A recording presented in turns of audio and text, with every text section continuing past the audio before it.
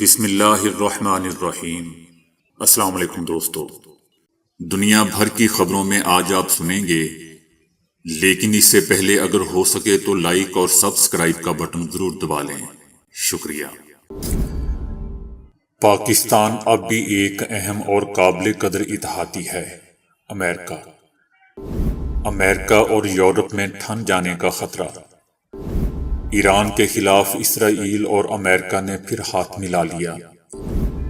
یہ سب گرنے والے ہیں، اگلے ہفتے سب کو سرپرائز ملے گا۔ عمران خان۔ قطر میں ہونے والا عالمی ٹورنامنٹ شاید تاریخ میں سب سے متنازع کپ ہوگا۔ ماہرین۔ جنرل پرویز مشرف پر حملہ کرنے والا ملزم رہا۔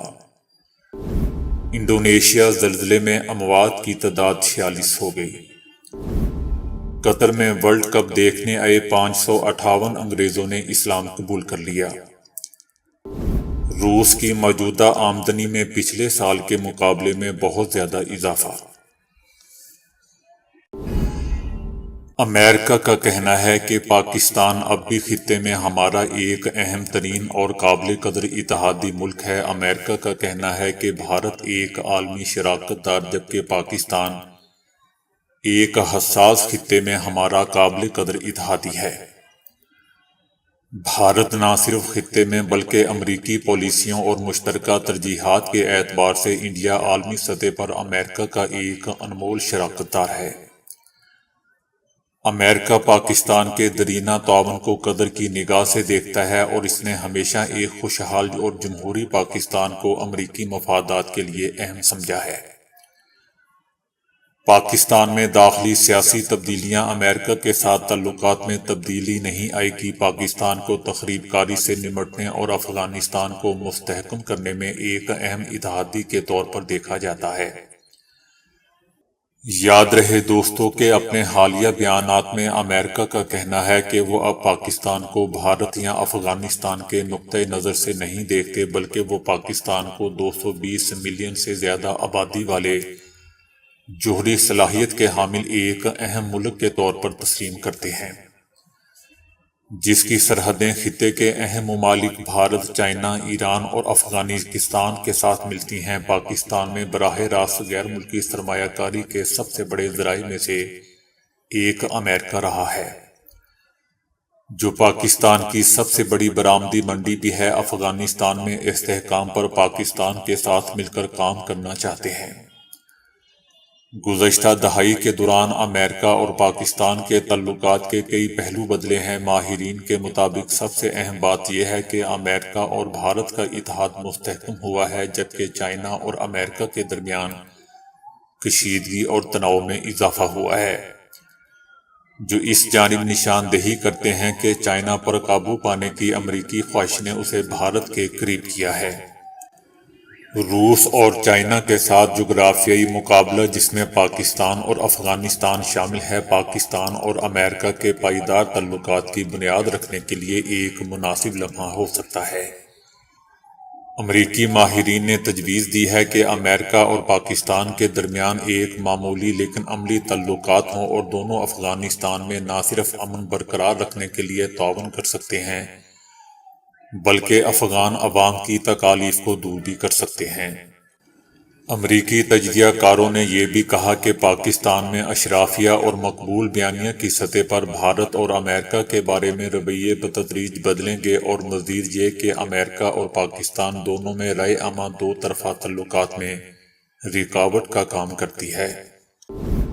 امریکی صدر کی جانب سے یوکرین جنگ میں یورپ کی جانبداری کی پالیسی اپنانے کے باوجود امریکہ بدستور یورپی مفادات کے منافی اقتصادی اقدامات انجام دے رہا ہے، جس پر اعلیٰ یورپی عہدیدار شدید غصے کا اظہار کر رہے ہیں۔ فرانس کی وزیر اعظم ایلزبتھ بورن نے امریکی اقتصادی پالیسیوں پر نکتہ چینی کرتے ہوئے کہا ہے کہ $370 ارب کی سرمایہ کاری کا بڑا امریکی منصوبہ یورپ کی معیشت کو تباہ کر دے گا۔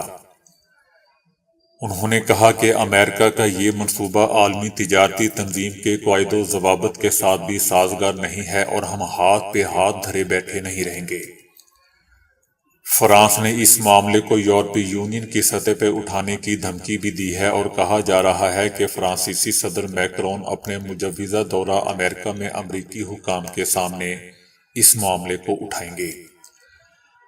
امریکی کانگریس نے موسمیاتی تبدیلیوں پر قابو پانے اور بڑی کمپنیوں پر ٹیکس بڑھانے کی غرض سے سرمایہ کاری کا ایک دیو ہیکل منصوبہ پاس کیا تھا۔ اس منصوبے میں $370 ارب کی رقم صرف موسمیاتی تبدیلیوں کے مقابلے کے لیے مختص کی گئی ہے۔ جو بائیڈن انتظامیہ کے اس دیو ہیکل منصوبے پر امریکہ کے باہر بھی ہنگامہ کھڑا ہو گیا ہے اور خاص طور سے یورپ میں تشویش کی لہر دوڑ گئی ہے۔ یورپ والے امریکہ کے اس دیو ہیکل اقتصادی منصوبے کے انرجی سیکٹر، خاص طور پر پاور اور سولر پینل انڈسٹری، گاڑیوں کی صنعتوں پر پڑنے والے ممکنہ اثرات سے پریشان ہیں۔ جرمن چانسلر اولاف نے بھی جو بائیڈن انتظامیہ کے اس دیو ہیکل اقتصادی منصوبے پر تشویش ظاہر کرتے ہوئے کہا ہے کہ ہمیں خوف اس بات کا ہے کہ یہ منصوبہ امریکی اور یورپی کمپنیوں کے درمیان قیمتوں کی بڑی جنگ میں تبدیل ہو جائے گا۔ اعلیٰ یورپی عہدیدار اور حکام امریکہ کے ساتھ تجارتی جنگ کے خطرات کے بارے میں خبردار کر چکے ہیں۔ انہوں نے دھمکی دی ہے کہ اگر امریکہ نے یورپی یونین کے تحفظات دور کیے بغیر اس منصوبے پر عمل درآمد جاری رکھا تو وہ پھر کچھ اور کرنے پر مجبور ہوں گے۔ اسرائیل کی فوج کے سربراہ کا کہنا ہے کہ اسرائیل اور امریکہ ایران کے خلاف ریپڈ ایکشن فوجی صلاحیت میں اضافہ کر رہے ہیں۔ اسرائیل کے جوائنٹ اسٹاف کے سربراہ نے امریکی جنرل کے ساتھ ملاقات میں ایران سے مقابلے کے لیے مشترکہ فوجی صلاحیتوں میں اضافے پر بات چیت کی ہے۔ اس ملاقات میں طے پایا ہے کہ اسرائیل اور امریکہ مشرق وسطی میں ایران اور دیگر خطرات کے خلاف تیز مشترکہ فوجی توانائی میں اضافہ کریں گے۔ عمران خان کا کہنا ہے کہ مجھے ان سب کی منصوبہ بندی کا علم ہے اور میں آگے کی پلاننگ کر رہا ہوں۔ اب یہ لوگ دونوں طرف سے پھنس چکے ہیں۔ الیکشن کرواتے ہیں تو یہ لوگ فارغ ہو جائیں گے، نہیں کرواتے تو ملک دیوالیہ ہونے کا خطرہ ہے۔ عمران خان نے کہا ہے کہ صدر عارف علوی کے ذریعے انہیں پیغامات بھجوائے گئے، لیکن میرا ایک ہی مطالبہ ہے کہ الیکشن کی تاریخ دیں، الیکشن کی تاریخ دیں، الیکشن کی تاریخ دیں۔ اس کے بعد ہی ساری باتیں ہو سکتی ہیں۔ ان کا کہنا تھا کہ 26 نومبر کو سب کو سرپرائز ملے گا۔ مجھے ان کی منصوبہ بندی کا علم ہے۔ عمران خان نے کہا کہ آرمی چیف کی تعیناتی سے متعلق جس کو مرضی چاہیں آرمی چیف لگائیں، مجھے کوئی مسئلہ نہیں ہے، کوئی فرق نہیں پڑتا۔ اب یہ لوگ دونوں طرف سے پھنس چکے ہیں۔ نئے انتخابات کے علاوہ ملکی مسائل کا اور کوئی حل نہیں ہے۔ میزبان ملک قطر اور ایکواڈور کے درمیان ہونے والے پہلے میچ میں ایکواڈور نے قطر کو 0 کے مقابلے میں 2 گولوں سے شکست دے دی ہے۔ اس طرح اب تک ہونے والے فٹ بال کے عالمی مقابلے میں قطر وہ پہلا ملک بن گیا ہے جو میزبان ہو کر بھی اپنا پہلا میچ ہار گیا۔ پہلی بار ایک اسلامی ملک میں منعقد ہونے والا یہ ٹورنامنٹ ابتدا سے ہی تنازعات میں گھرا ہوا ہے۔ تاہم فٹ بال کی عالمی تنظیم فیفا نے ٹورنامنٹ میں حصہ لینے والی 32 ٹیموں کو فٹ بال پر توجہ مرکوز رکھنے کی ہدایت کی ہے۔ قطر میں ہونے والا عالمی ٹورنامنٹ شاید تاریخ میں سب سے متنازع کپ ہوگا، جس کے بارے میں انعقاد سے پہلے ہی بہت سی باتیں ہوئی۔ مشرق وسطی کے اس چھوٹے سے ملک نے جنوبی کوریا، جاپان، آسٹریلیا اور امریکہ کے مقابلے میں میزبانی کا حق حاصل کیا تھا۔ تاہم اس پورے عمل کے دوران کرپشن کے کئی الزامات بھی لگے ہیں جن کی قطر تردید کرتا آیا ہے۔ برطانوی اخبار گارڈین نے ایک خبر میں کہا ہے کہ فٹ بال ورلڈ کپ کی میزبانی ملنے کے بعد سے قطر میں انڈیا، پاکستان، نیپال، بنگلہ دیش اور سری لنکا سے تعلق رکھنے والے 6,500 مزدور مر چکے ہیں۔ یہ تعداد ان اعداد و شمار کی بنیاد پر دی گئی ہے جو قطر میں موجود ان ممالک کے سفارتخانوں نے فراہم کیے تھے۔ تاہم قطر کی حکومت کا کہنا ہے کہ یہ اعداد و شمار گمراہ کن ہے، کیونکہ ملک میں ہونے والی تمام اموات ان لوگوں کی نہیں جو ورلڈ کپ سے جڑے منصوبوں پر کام کر رہے تھے۔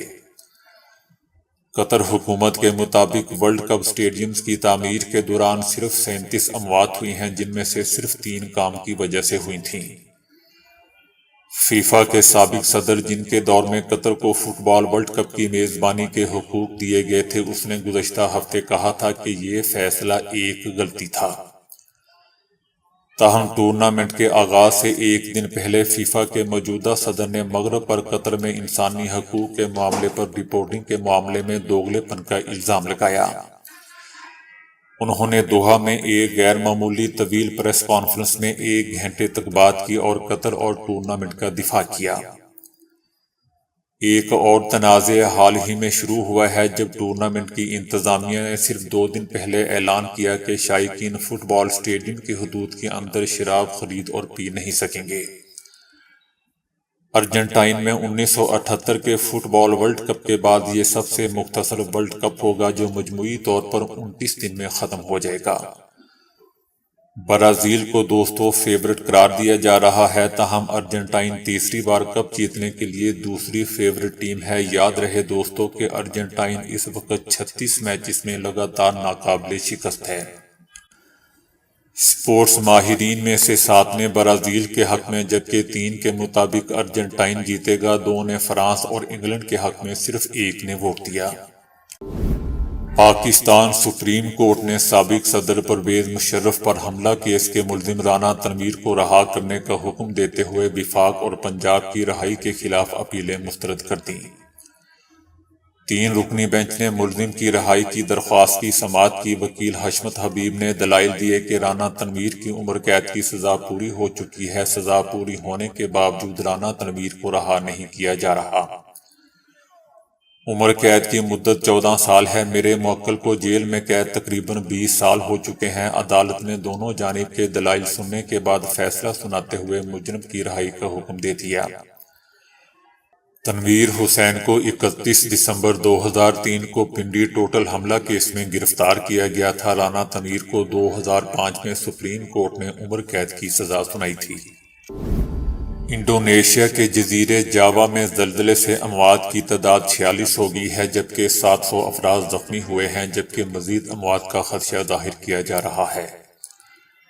ریکٹر سکیل پر زلزلے کی شدت 5.6 ریکارڈ کی گئی ہے۔ زلزلے کا مرکز جکارتہ سے تقریباً 75 کلومیٹر جنوب مشرق میں 10 کلومیٹر گہرائی تھا۔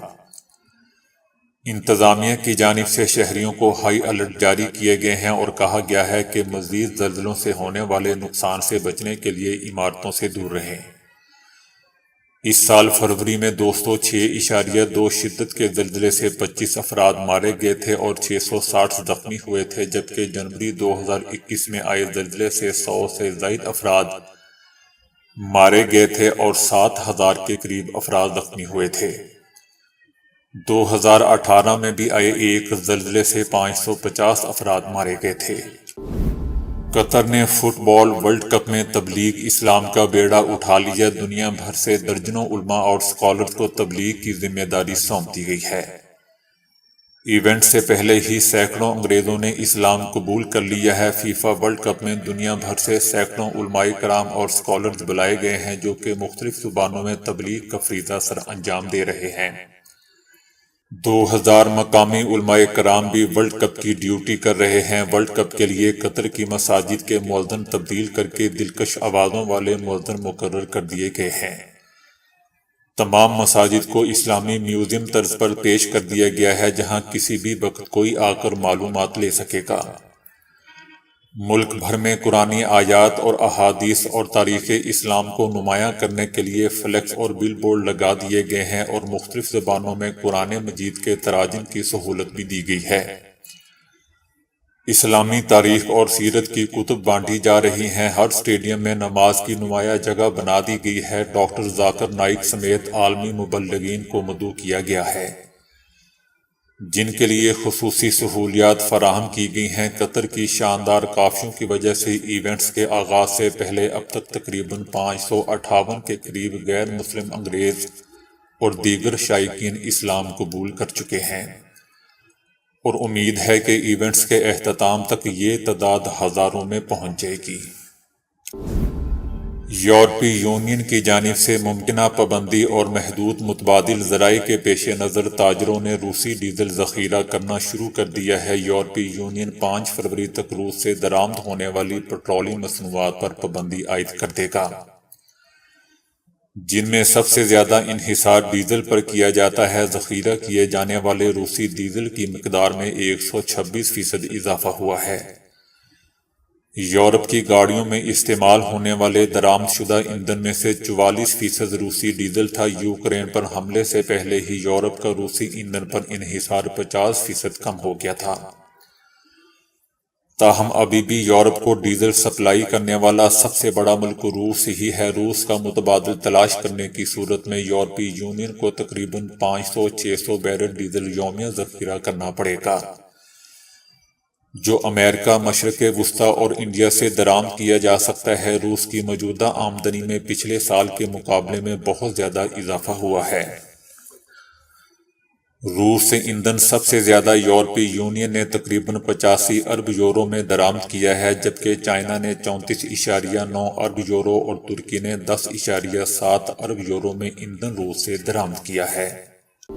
ایک امریکی کمپنی نے دنیا کے تیز ترین مسافر بردار طیارے کا منصوبہ پیش کر دیا ہے، جو آواز سے 3 گنا تیز رفتار ہوگا، یعنی 1 گھنٹے میں 3600 کلومیٹر کا فاصلہ طے کر سکے گا۔ اپنی آسانی کے لیے یوں سمجھ لیجئے کہ یہ طیارہ اسلام آباد سے امریکہ تک کا سفر صرف 3 گھنٹوں میں مکمل کر لے گا۔ یہ مسافر بردار طیارہ، جسے فی الحال کوئی نام نہیں دیا گیا ہے، 60,000 فٹ کی بلندی پر رہتے ہوئے پرواز کر سکے گا، جبکہ اس میں 9 سے 19 تک کے مسافروں کی گنجائش ہوگی۔ موجودہ مسافر بردار طیارے 30,000 سے 40,000 فٹ کی بلندی پر پرواز کرتے ہیں۔ کمپنی نے بوئنگ کارپوریشن جیسے بڑے اداروں کے ساتھ کام شروع کر دیا ہے، تاہم یہ نہیں بتایا گیا ہے کہ یہ منصوبہ کب مکمل ہوگا اور ایسے ایک طیارے کی قیمت کیا ہوگی۔ دوستو، اس وقت دنیا میں جتنے بھی مسافر بردار طیارے ہیں وہ تمام کے تمام آواز سے کم رفتار یعنی سب سونک ہیں۔ انسانی تاریخ کا واحد سپر سونک آواز سے تیز رفتار مسافر بردار طیارہ کونکارڈ تھا، جو 2003 میں ریٹائر کیا جا چکا ہے۔ بہت زیادہ بلندی پر پرواز کرنے کی وجہ سے اگرچہ اس طیارے کے ساتھ سونک بوم کا مسئلہ بہت کم ہوگا، لیکن پھر بھی ہوا سے زبردست رگڑ کے باعث اس کا بیرونی ڈھانچہ بہت زیادہ گرم ہو جائے گا، جبکہ تیز رفتار پرواز کے نتیجے میں پیدا ہونے والی شاک ویوز پورے طیارے میں شدید تھر تھراہٹ کو جنم دیں گی۔ ایک سروے سے معلوم ہوا ہے کہ فضائی آلودگی سونگھنے کی حس کو بھی متاثر کرتی ہے۔ فضائی آلودگی کا ایک اور خطرناک پہلو سامنے آیا ہے، جس کے بعد سائنسدانوں کا کہنا ہے کہ گندی فضا میں طویل عرصے تک سانس لینے پر سونگھنے کی حس متاثر ہونے کا خطرہ 2 گنا ہو جاتا ہے۔ سونگھنے کی حس قدرت کا ایک عظیم تحفہ ہے۔ اس طرح غذائی عادات بھی متاثر ہوتی ہیں اور بو اور گیس وغیرہ کو پہچاننے میں بھی مدد ملتی ہے۔ سونگھنے کی حس ختم ہو جائے تو اسے طبی زبان میں انوسمیا کہا جاتا ہے۔ اس کیفیت کی وجہ سے مریض ڈپریشن کا بھی شکار ہو سکتے ہیں۔ John Hopkins university school of medicine سے وابستہ رام ناتھن کہتے ہیں کہ انہوں نے ایک سروے میں کئی افراد کو شامل کیا، جن میں سے کئی افراد ٹریفک اور آلودگی والے علاقوں میں ایک عرصے سے رہ رہے تھے۔ اس تحقیق میں فضائی آلودگی کے سب سے خطرناک ذرات PM2.5 درجے کے ہوتے ہیں، یعنی 2.5 مائکرون جسامت یا اس سے چھوٹے ذرات، جو انسانی بال کی موٹائی سے 30 درجے کم ہوتے ہیں۔ جب انسانوں کو مسلسل PM2.5 کا سامنا ہوتا ہے تو دھیرے دھیرے ان کے سونگھنے کی حس متاثر ہو جاتی ہے، یعنی عام حالات کے مقابلے میں آلودہ فضا میں سانس لینے سے سونگھنے کی حس جانے کا خطرہ 2 گنا بڑھ جاتا ہے۔ ان میں گرد و غبار، راکھ، دھواں، کالک، نامیاتی مرکبات اور دھاتی ذرات ہو سکتے ہیں، اور سب کے سب 2.5 PM کے دائرے میں آتے ہیں۔ سائنس سے ثابت ہو چکا ہے کہ PM2.5 بلڈ پریشر، دل کی بیماریوں اور دیگر کئی بیماریوں کی وجہ بنتے ہیں۔ ڈاکٹر رام ناتھن اور ان کے ساتھیوں نے مسلسل 3 سال تک اس کا جائزہ لیا۔ دوستو، ہر انسان نہیں چاہتا کہ زندگی کے کسی بھی حصے میں اسے بیماریوں کا سامنا کرنا پڑے، تاہم اس کے ساتھ ساتھ اس کی زندگی میں کچھ کمزوریاں بھی پائی جاتی ہیں اور یہی کمزوریاں اسے مختلف بیماریوں میں مبتلا کرنے کا باعث بنتی ہیں۔ ہم لوگ اس بات کا صحیح شعور اور ادراک نہیں رکھتے کہ کون سی غذائیں ہمیں نقصان پہنچا سکتی ہیں، لہذا ہم ایسی اشیاء کا اس وقت تک بے دریغ استعمال کرتے رہتے ہیں جب تک اس کے مضر اثرات ہماری صحت پر اثر انداز نہیں ہو جاتے۔ حکیم بکرات کا قول ہے کہ بیماری کوئی بجلی نہیں جو کسی پر آسمان سے اچانک ٹوٹ پڑتی ہو، بلکہ یہ آپ کی ان چھوٹی چھوٹی زیادتیوں کے نتیجے میں پیدا ہوتی ہے جو آپ روزمرہ کی زندگی میں کرتے رہتے ہیں۔ خوراک کے ماہرین نے تحقیق کرنے کے بعد چند ایسے اصول متعارف کروائے ہیں جن پر عمل پیرا ہو کر ہم تا حیات صحت مند رہ سکتے ہیں، بلکہ اس سے اپنی عمر میں اضافہ بھی کر سکتے ہیں۔ کوشش ہونی چاہیے کہ کھانا سادہ اور ہضم ہونے والا کھائیں۔ بہت زیادہ مرغن غذا نہ صرف جسم میں فاضل چربی پیدا کرنے کا سبب بنتی ہے بلکہ اس سے دیگر امراض بھی لاحق ہو سکتے ہیں۔ بھوک خواہ کتنی ہی تیز اور شدید کیوں نہ ہو، کھانا ہمیشہ چبا چبا کر کھانا چاہیے۔ آہستہ کھانے سے کھانا نہ صرف طبیعت اور جسم کو فرحت بخشتا ہے بلکہ آسانی کے ساتھ ہضم بھی ہو جاتا ہے۔ آپ اگر سب لوگوں کے بعد دسترخوان سے اٹھتے ہیں تو یہ آپ کے لیے نہایت ہی اچھا ہے۔ اسی طرح کھانے کے اختتام پر ذرا سی بھوک رکھنا بھی ضروری ہے۔ پھلوں میں امرود، تربوز، کیلا، کھجور، گرم میوہ جات ہمیشہ تھوڑی مقدار میں کھائیں۔ بے شک یہ چیزیں اپنے اندر افادیت اور غذائیت کے خزانے رکھتی ہیں، لیکن ان کا ایک ہی وقت میں زیادہ استعمال اکثر نقصان دہ ثابت ہوتا ہے۔ اسی طرح مچھلی، گوشت کے کباب، بازاری اشیاء، میووں کا بنا ہوا حلوہ، زیادہ گھی والے پکوان، مٹھائیاں اور گھی میں تلی ہوئی ہر قسم کی غذائیں ہمیشہ کم مقدار میں کھائیں۔ ان چیزوں کا کثرت سے استعمال جسم میں غیر معمولی حرارت اور خون میں حدت پیدا کر دیتا ہے۔ اس کے علاوہ دل، جگر، مثانے کی سوزش پیدا کرتا ہے۔ بازاری کھانے خالصتاً کاروباری نقطۂ نظر کو سامنے رکھ کر تیار کیے گئے ہوتے ہیں جس میں کوالٹی اور معیار کو سامنے نہیں رکھا جاتا۔ اس لیے حتی الامکان بازاری کھانوں سے پرہیز کریں اور مجبوری کی صورت میں محض دال یا سبزی کا انتخاب کریں۔ آپ کھانا گھر پر کھا رہے ہوں یا ہوٹل میں، ہمیشہ صاف برتن میں کھائیں۔ کچھ ہوٹلوں میں برتنوں کو گندے پانی میں دھویا جاتا ہے جس سے برتنوں میں جراثیم موجود رہتے ہیں جو معدے کی بیماریوں کا سبب بنتے ہیں۔ بعض لوگوں کا خیال ہے کہ جسمانی توانائی قائم رکھنے کے لیے ہر وقت کچھ نہ کچھ کھاتے رہنا ضروری ہے۔ یہ خیال سرے سے غلط ہے، کیونکہ جب تک آپ کو بھوک نہیں لگتی تب تک مت کھائیں۔ بھوک نہ لگنے کا مطلب یہ ہے کہ آپ کے معدے میں موجود پہلی غذا ہضم نہیں ہوئی، بلکہ آپ اور کھائیں گے تو معدے پر بوجھ مزید بڑھ جائے گا۔ لہذا کھانا ہمیشہ اس وقت کھائیں جب آپ کو واقعی بھوک محسوس ہو۔ غذا کے انتخاب میں ہمیشہ محتاط رویہ اختیار کریں۔ ایسی غذائیں جو آپ کو متعدد بار نقصان پہنچا چکی ہوں ان کے استعمال سے قبل ڈاکٹر سے مشورہ ضرور کریں۔ ہلکی پھلکی ورزش کو اپنا معمول بنائیں۔ خصوصاً ایسے افراد جو سارا دن کرسی پر بیٹھ کر کام کرتے ہیں، انہیں چاہیے کہ وہ صبح سویرے 1 میل تک چہل قدمی کریں یا دن میں کسی بھی وقت ہلکی پھلکی ورزش ضرور کریں۔ دوستو، لگتا ہے کہ جیسے یہ سب کچھ میرے لیے ہی بتایا گیا ہو۔ تو دوستو، ابھی کے لیے اتنا ہی۔ ویڈیو کو لائک اور شیئر کرنے کا بہت بہت شکریہ۔